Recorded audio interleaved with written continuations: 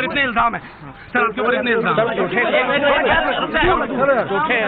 झूठे कैसे हैं आपके ऊपर? आपके गुंडे इतने खड़े थे वहाँ पे, हजारों आदमी हरियाणा पुलिस से। मेरे नीचे राष्ट्रीय समाज सेवा समिति नहीं तो आपकी समिति है? अरे आपकी समिति है। रामपाल जी, आपकी जो बेल एप्लीकेशन थी वो भी अब रिजेक्ट कर दी गई है, जो 2008 में आपको बेल मिली थी कोर्ट की तरफ से, उसके बारे में क्या कहना है? धन्यवाद। जो पूरा विवाद हुआ उसमें 6 लोगों की जान गई, तो आपको कोई अफसोस है उस बात का? बहुत अफसोस है जी। नहीं, जो आपने अपने अनुयायियों को जिम्मेदार ढाल कौन है बनाया इस चीज़ का? और आप पीछे छुपे रहे, मैंने किसी को नहीं, वो आप सही मानते हैं? मैंने नहीं बनाया किसी को, वो अपने आप ही बन रहे थे, मुझे भी रोक रखा था। बिहार की जनता से निवेदन है कि जूतों से मारिए, जो भी तुम्हें भंडारा करा उनको जूतों से मारिए। गुंडे लोग हैं, अपराधी लोग हैं, राष्ट्रीय समाज सेवा समिति गुंडे हैं। ये भक्ति सौदागर को संदेश भाग 1 एवं 2। ये पतली सी पुस्तक है, इसमें 2 बुक हमने इकट्ठी करा दी हैं। तो कहते हैं इसको मैंने तो आधा ही पढ़ा था, इतने प्रमाण। कहते मुझे नींद नहीं आई रात को। भक्ति सौदागर का संदेश ये बुक है। ये हमारे को बहुत ज्यादा कीमत में बनती है, यानी 20-22 रुपए में पड़ती है, और हम इसको 10 रुपए में देते। पैसे तो हम फ्री देते थे पहले। दास ने सत्संग किया तो भक्तों ने उसको संग्रह करके एक पुस्तक बना दी, ज्ञान गंगा। ज्ञान गंगा नामक पुस्तक परमात्मा के बच्चे अपने बहन भाइयों के पास एक संदेश वाहक बनकर भगवान के पहुंचा रहे हैं।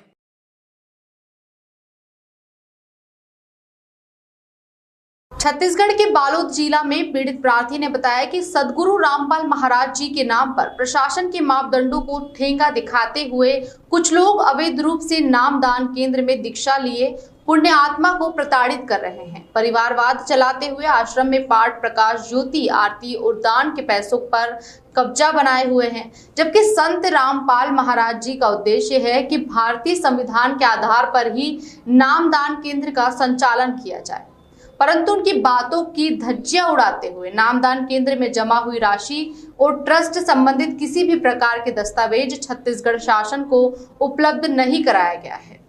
संत रामपाल के शिष्य महिलाओं की इज्जत करते हैं, परंतु राज्य संयोजक दुष्यंत, जिला संयोजक प्रमोद, मनीष एवं उद्धल आदि लोगों द्वारा बदनाम करने की नियत से लज्जा भंग करने की कोशिश की जा रही है। कारण मात्र इतना है कि ब्लॉक सेवादार मनीष साहू द्वारा लड़की को हमबिस्तर होने के लिए बात कही गई थी।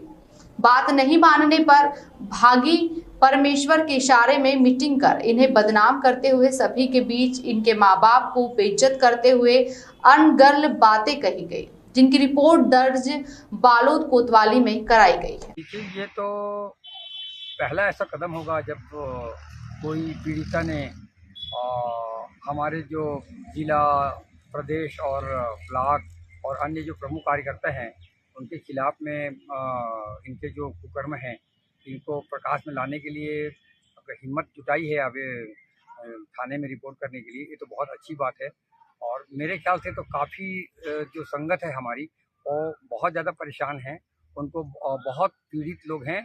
और यहाँ तक कि अब इन लोग जो है अपना जासूस लगाए हुए हैं कि इनके खाने पीने, रहने पहने हर एक स्वतंत्रता पर इन लोगों ने नज़र रखा हुआ है।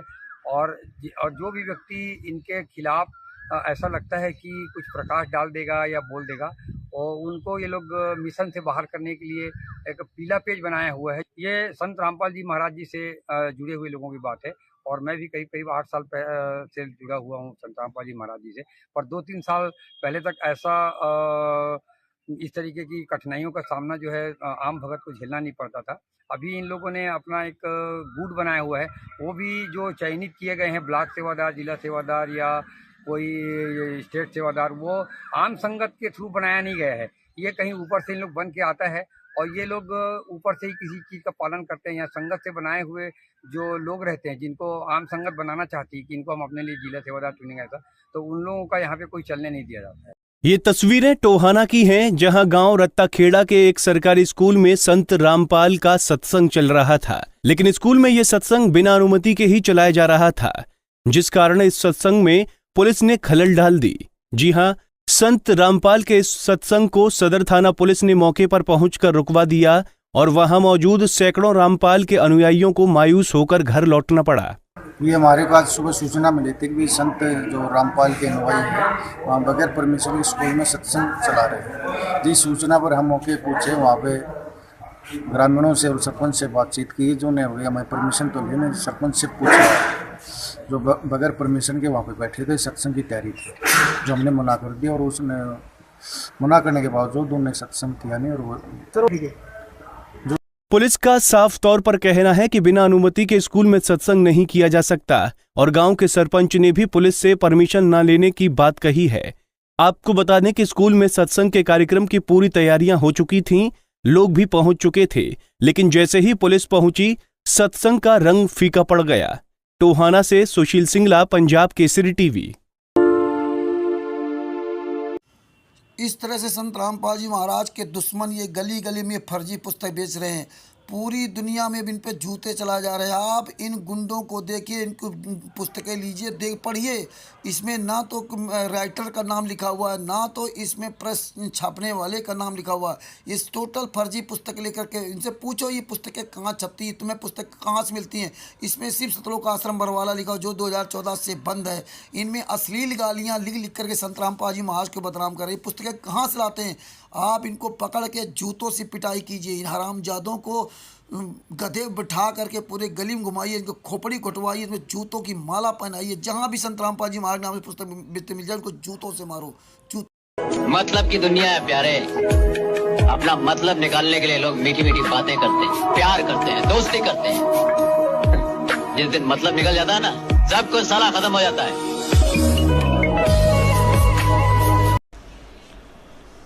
भाई दर्द बंद दरवेश है, बेदर्द कसाई। दर्द बंद दरवेश है, बेदर्द कसाई। संत समागम कीजियो तज लोक बढ़ाई।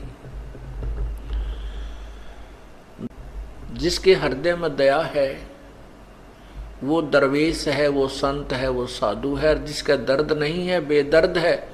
जिसके ये बातें जो वाणी परमात्मा की असर नहीं करती, वो बेदर्द है। उसको कोई रहम नहीं आ रहा दिल में, वो अपने कल्याण के प्रति भी चौकन्ना नहीं है, सजग नहीं है, तो वो बेदर्द कसाई। जैसे कोई हत्या करता है, मांस खाता है और उसको दर्द नहीं होता कि तू क्यों ऐसा जुल्म कर रहा है। जेल में मैं चला गया तुम्हारे लिए, या सच्ची कहने के चक्कर में, और कहूंगा आखिरी सांस तक चाहे शरीर रहो या ना रहो। कोई बात है यार?